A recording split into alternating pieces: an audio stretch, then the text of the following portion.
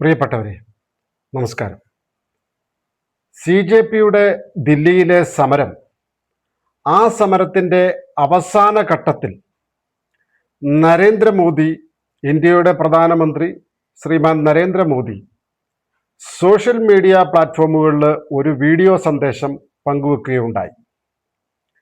ആ വീഡിയോ അദ്ദേഹം ഇൻസ്റ്റഗ്രാമിലും അതേപോലെ തന്നെ ഫേസ്ബുക്കിലും ഒക്കെ പോസ്റ്റ് ചെയ്യുകയുണ്ടായി. പക്ഷേ ഫേസ്ബുക്ക് ആ വീഡിയോ പോസ്റ്റ് ഒരു മുന്നറിയിപ്പുമില്ലാതെ പോസ്റ്റ് ചെയ്തതിന് ശേഷം മണിക്കൂറുകൾക്ക് ശേഷം ആ പോസ്റ്റ് പിൻവലിച്ചു. നീറ്റ് പരീക്ഷയുമായിട്ട് ബന്ധപ്പെട്ട് കോക്രോച്ച് ജനതാ പാർട്ടി ദില്ലിയിൽ നടത്തിയിരുന്ന സമരങ്ങൾ, ആ സമരസമയത്ത് രാജ്യത്തെ യുവാക്കളോടായിട്ട് മോദി നൽകിയ സന്ദേശം, വീഡിയോ സന്ദേശമാണ് ഫേസ്ബുക്കിൽ നിന്നും അപ്രത്യക്ഷമായത്. യാതൊരു മുന്നറിയിപ്പുമില്ലാതെ നരേന്ദ്രമോദിയുടെ ഈ വീഡിയോ സന്ദേശം ഫേസ്ബുക്ക് പിൻവലിച്ചതിനെ തുടർന്ന് മെറ്റയുടെ ആഗോള മേധാവിയെ കേന്ദ്ര സർക്കാർ ഇന്ത്യയിലേക്ക് വിളിച്ചു വരുത്തി. ഫേസ്ബുക്കിനെയും ഇൻസ്റ്റഗ്രാമിനെയും ഇന്ത്യയിലെ ഭരണം അട്ടിമറിക്കുവാൻ വേണ്ടിയിട്ട് ഉപയോഗപ്പെടുത്തിയോ എന്നുള്ള സംശയം ബലപ്പെട്ടതിനെ തുടർന്നാണ് കേന്ദ്ര സർക്കാർ മെറ്റയുടെ, ഫേസ്ബുക്കിൻ്റെയും ഇൻസ്റ്റഗ്രാമിൻ്റെയൊക്കെ മാതൃ കമ്പനിയായിട്ടുള്ള മെറ്റയുടെ ആഗോള മേധാവിയെ വിളിച്ചു വരുത്തിയത്. ഇതിലൂടെ കേന്ദ്ര സർക്കാർ, മോദി സർക്കാർ, ഫേസ്ബുക്കിൻ്റെ തലവനായിട്ടുള്ള, ഉടമയായിട്ടുള്ള സക്കർബർഗിന് ഒരു കൃത്യമായിട്ടുള്ള മുന്നറിയിപ്പ്, ഒരു സന്ദേശമാണ് കൊടുക്കുവാൻ ആഗ്രഹിക്കുന്നത്. മറ്റ് പല രാജ്യങ്ങളുടെയും പ്രശ്നങ്ങൾ ഉണ്ടാക്കുവാൻ വേണ്ടിയിട്ട്, ഭരണം അട്ടിമറിക്കുവാൻ വേണ്ടിയിട്ട് ഫേസ്ബുക്കിനെയും ഇൻസ്റ്റഗ്രാമിനെയും ഉപയോഗപ്പെടുത്തിയതുപോലെ ഇന്ത്യയിലെ ഭരണം അട്ടിമറിക്കുവാൻ വേണ്ടിയിട്ട് ഫേസ്ബുക്കിനെയും ഇൻസ്റ്റഗ്രാമിനെയും ഉപയോഗപ്പെടുത്തിയാൽ അതിന് കൃത്യമായിട്ടുള്ള നടപടികൾ നേരിടേണ്ടി വരും എന്നുള്ള വ്യക്തവും കൃത്യവുമായിട്ടുള്ള സൂചനയാണ് മെറ്റയുടെ ആഗോള മേധാവിയെ വിളിച്ചു വരുത്തിയത് വഴി മെറ്റയുടെ, ഫേസ്ബുക്കിൻ്റെ, മെറ്റയുടെയൊക്കെ മുതലാളിയെ, ഉടമയായിട്ടുള്ള സക്കർബർഗിന് കൃത്യമായിട്ടുള്ള ഒരു നിലപാട്, കൃത്യമായിട്ടുള്ള ഒരു ബോധ്യം ഇന്ത്യ കാണിച്ചു കൊടുത്തിട്ടുള്ളത്. ഈ നടപടിയിലൂടെ കേന്ദ്ര സർക്കാർ മെറ്റയുടെ മുതലാളിയായിട്ടുള്ള സക്കർബർഗിനോട് പറയുവാൻ ആഗ്രഹിക്കുന്നത്, മറ്റ് രാജ്യങ്ങളിൽ ഭരണത്തെ അട്ടിമറിക്കാൻ കലാപകാരികൾ ഇൻസ്റ്റഗ്രാമിനെയും ഫേസ്ബുക്കിനെയും ഒക്കെ ഉപയോഗിച്ചതുപോലെ ഇന്ത്യയിൽ അതിന് മുതിരേണ്ട കാര്യമില്ല. അങ്ങനെ മുതിർന്നാൽ കൃത്യമായിട്ടുള്ള നടപടികൾ നേരിടേണ്ടി വരും എന്നുള്ള വ്യക്തമായ സൂചനയാണ് മെറ്റയുടെ ആഗോള മേധാവിയെ ഇന്ത്യ വിളിച്ചു വരുത്തിയതിലൂടെ സൂചിപ്പിക്കുന്നത്. മെറ്റയുടെയും ഇൻസ്റ്റഗ്രാമിൻ്റെയും ആഗോള മേധാവികളെയാണ് ഇന്ത്യ വിളിച്ചു വരുത്തുന്നത്. ഇതിലൂടെ എന്തടിസ്ഥാനത്തിലാണ് മോദിയുടെ വീഡിയോ സന്ദേശം ഡിലീറ്റ് ചെയ്തത്, പിൻവലിച്ചത് എന്ന് ഇവർ കൃത്യമായിട്ട് അതിൻ്റെ വിശദീകരണം നൽകേണ്ടി വരും. അത് ഇവരോട് ചോദിച്ചു വാങ്ങും.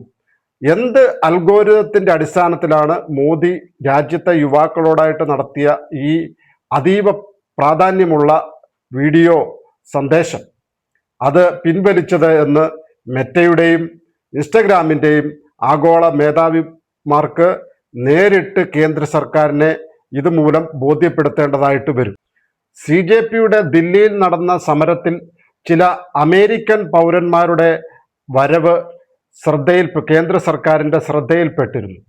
ഇത് സംശയം കൂടുതൽ ബലപ്പെടുത്തി. എന്തിനാണ് ഇത്തരം ഒരു സമരത്തിൽ വിദേശികൾ, എന്താണ് ഈ അമേരിക്കൻ പൗരന്മാർക്ക് CJPയുടെ സമരത്തിൽ പങ്ക്?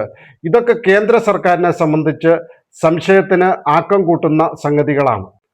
മാത്രമല്ല, പരിസ്ഥിതി പ്രവർത്തകയായിട്ടുള്ള ഗ്രെറ്റ തെൻബർഗ്, അവര് CJP സമരത്തിന് പിന്തുണ പ്രഖ്യാപിച്ച് ലണ്ടനിൽ ഒരു പരിപാടിയിൽ പങ്കെടുത്തിരുന്നു. ഇതൊക്കെ CJPയുടെ സമരത്തിന് ഒരു ആഗോള തലത്തിലുള്ള ഒരു ഗൂഢാലോചന നടന്നിട്ടുണ്ട് എന്നാണ് കേന്ദ്ര സർക്കാർ സംശയിക്കുന്നത്. ഇതിൻ്റെ ഭാഗമായിട്ട് തന്നെയാണ് മെറ്റയും ഇൻസ്റ്റഗ്രാമും പ്രവർത്തിച്ചിട്ടുണ്ടോ എന്നുകൂടി കേന്ദ്ര സർക്കാർ സംശയിക്കുന്നു. എന്ത് നയത്തിൻ്റെ അടിസ്ഥാനത്തിലാണ് മോദിയുടെ, ഇന്ത്യയുടെ പ്രധാനമന്ത്രിയുടെ രാജ്യത്തെ യുവാക്കളോട് സംസാരിക്കുന്ന അതീവ പ്രാധാന്യമുള്ള വീഡിയോ പിൻവലിച്ചത് എന്നുള്ളതാണ് പ്രധാന ചോദ്യം. അതിന് കൃത്യമായിട്ടുള്ള വിശദീകരണം നൽകേണ്ടതായിട്ട് മെറ്റയുടെയും അതേപോലെ തന്നെ ഇൻസ്റ്റഗ്രാമിൻ്റെയും ആഗോള മേധാവിമാർ നൽകേണ്ടതായിട്ട് വരും. ഈ വീഡിയോയ്ക്ക് ഇൻസ്റ്റഗ്രാമിൽ മാത്രം ഏതാണ്ട് 13 മില്യൺ കാഴ്ചക്കാരുണ്ടായിരുന്നു. രാജ്യത്തെ യുവാക്കളോട് മോദിയുടെ ഈ സംസാരം, ഈ വീഡിയോ സന്ദേശം, കൃത്യമായിട്ടുള്ള ഈ സന്ദേശത്തിലൂടെ സർക്കാരിൻ്റെ കാഴ്ചപ്പാട് വ്യക്തമാക്കാൻ അദ്ദേഹത്തിന് സാധിച്ചിരുന്നു. അങ്ങനെയുള്ള വീഡിയോയാണ് നീക്കം ചെയ്യപ്പെട്ടിട്ടുള്ളത്. ഇതൊരു സാങ്കേതിക പിഴവ് മൂലം സംഭവിച്ചിട്ടുള്ളതാണെന്നാണ് മെറ്റയുടെ വിശദീകരണം. പക്ഷേ അത് കേന്ദ്ര സർക്കാർ മുഖവിലേക്ക് എടുത്തിട്ടില്ല. കാരണം കേന്ദ്ര സർക്കാർ പറയുന്നത് അമേരിക്ക ആസ്ഥാനമായിട്ടുള്ള സോഷ്യൽ മീഡിയ കമ്പനികൾ നരേന്ദ്രമോദി സർക്കാരിനും അതേപോലെ തന്നെ BJPക്കും എതിരെ ഗൂഢാലോചന നടത്തുന്നു എന്ന് തന്നെയാണ് കേന്ദ്ര സർക്കാരിൻ്റെ സംശയം. മറ്റ് രാജ്യങ്ങളിൽ കലാപം ഉണ്ടാക്കാൻ വേണ്ടിയിട്ട് കലാപകാരികളെ സഹായിച്ച പോലെ ഇന്ത്യയിലെ ഭരണ സംവിധാനത്തിനെതിരെയും BJP നരേന്ദ്രമോദി സർക്കാരിനെതിരെയും ഈ സോഷ്യൽ മീഡിയ കമ്പനികളുടെ ആഗോള ഗൂഢാലോചന ഉണ്ട് എന്ന് തന്നെ കേന്ദ്ര സർക്കാർ ബലമായി സംശയിക്കുന്നു.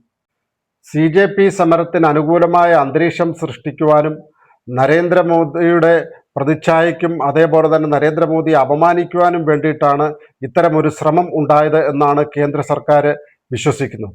അമേരിക്ക ആസ്ഥാനമായിട്ടുള്ള സോഷ്യൽ മീഡിയ കമ്പനികളും അതുപോലെ തന്നെ അമേരിക്കയിലെ ചില NGOകളും അതുപോലെ തന്നെ BJP വിരുദ്ധ ഇന്ത്യയിലെ രാഷ്ട്രീയ ശക്തികളുമൊക്കെ ചേർന്നിട്ടുള്ള ഒരു ഗൂഢാലോചന ഇതിൻ്റെ പിന്നിലുണ്ട് എന്ന് കേന്ദ്ര സർക്കാർ സംശയിക്കുന്നു.